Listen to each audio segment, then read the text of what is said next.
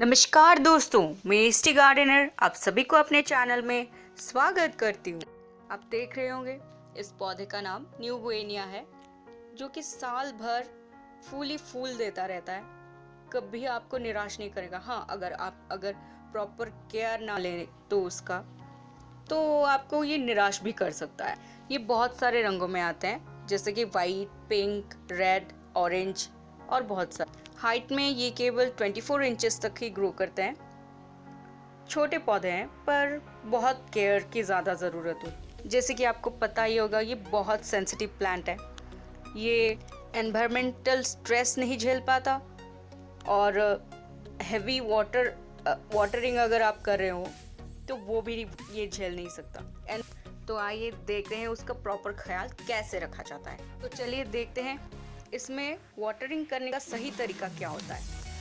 अगर आप इसको कोई भी गमले या ग्रो बैग्स में लगा रहे हो तो ध्यान रखिए उसमें ज़्यादातर ड्रेनेज होल होने चाहिए, क्योंकि ड्रेनेज होल कम अगर हो तो ये ज़्यादा मॉइस्ट के कारण इसके रूट सड़ जाते हैं या स्टेम सड़ जाते हैं, तो वो पौधा नीचे से ख़राब होने लगता है और देखते ही देखते बहुत जल्दी ही मर जाता है। और अगर आप उसको ज़मीन में लगाते हो तो 12 इंचेस का दूरी तो बनाए रखना बहुत ही ज़रूरी है। इसी वजह से वो पौधा अच्छे से ग्रो करता है, उसका रूट अच्छे से फैलता है। अगर पानी की हम बात करें तो आप उसमें तभी पानी डालिए जब उसका सॉइल बहुत ही ड्राई हो, वो मॉइस्ट ना हो। इस पौधे को ज़्यादातर मॉइस्ट ही प्यारी है, लेकिन अगर ज़्यादा मॉइस्ट हो तो ये सड़ने लगता है। आप बराबर से उसका मिट्टी चेक कीजिए, अगर गीली हो तो पानी मत डालिएगा, अगर थोड़ी सी ड्राई लगे आपको तो ही पानी दीजिएगा। अब आते हैं इसको किस तरह का टेम्परेचर पसंद है वो देखने के लिए। इस पौधे को ज़्यादा ठंड भी बर्दाश्त नहीं होती, यानी कि 45 डिग्री से कम टेम्परेचर वाले जगह में ये ज़्यादा जिंदा नहीं रह सकता। इसके लिए बेस्ट टेम्परेचर होता है 70 to 80 डिग्री सेल्सियस का दिन में, और रात में 55 से लेकर 65 इतने टेम्परेचर में ही ये ज़्यादा अच्छे से खिलते हैं। ये आपको ध्यान रखना होगा। अगर फर्टिलाइज की हम बात करें, आपको ये महीने में एक बार ही करना ठीक रहेगा, क्योंकि ज़्यादा फर्टिलाइज़र या ज़्यादा नमी के कारण ये मर ही जाते हैं, ये सड़ जाते हैं। अगर आपको इसमें फर्टिलाइज करना हो तो आप ध्यान रखिए आप मॉइस्ट सॉइल में ही इसका फर्टिलाइज कर रहे हो, और फर्टिलाइजर करने के बाद तुरंत ही उसमें पानी डाल दीजिएगा। इससे आपका पौधा अच्छी तरह से ग्रोथ करेगा। और ध्यान रखिएगा, अगर आप ऑर्गेनिक कंपोस्ट का इस्तेमाल कर रहे हैं तो 1 इंच मिट्टी के सरफेस से कंपोस्ट को अच्छी तरह से मिला के पानी डालिएगा। महीने में सिर्फ एक बार ही इसे फर्टिलाइज़र की ज़रूरत होती है, ज़्यादा मत कीजिएगा, ये झेल नहीं सकता ज़्यादा इतना मॉइस्ट। आप लिक्विड फर्टिलाइज़र का भी इस्तेमाल कर सकते हैं, लेकिन ध्यान रहे आप थोड़ी ही मात्रा में उसे यूज़ करें अपने पॉट के हिसाब से, वरना इसका जो मेन प्रॉब्लम है सड़ने का, वो सड़ने लगेगा। आइए जानते हैं, अगर ये सड़ने लगे तो इसका उपाय क्या करें, कैसे इसको सेव करें।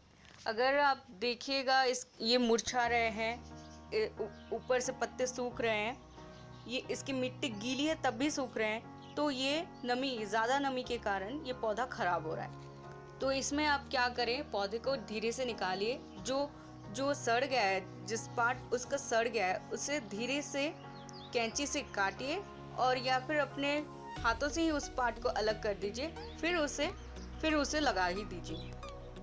देखिएगा अगर प्रॉपर केयर आप ले रहे हो तो वो फिर से नए पत्ते उगने शुरू हो जाएंगे। आपको बस उस सड़े हुए हिस्से को ही अलग करना है, पूरा पौधे को बिल्कुल ख़राब नहीं करना है। जैसे हम कटिंग से पौधा ग्रो करते हैं बिल्कुल वैसे ही करना है। इसको किस तरह का मिट्टी पसंद है ये तो मैं आपको पहले भी दिखा चुकी हूँ, लेकिन एक बार फिर भी बता देती हूँ। इसमें हमें ज़रूरत होगी सैंड की। सैंड में अच्छी तरह से नमी सोख करने की ताकत होती है।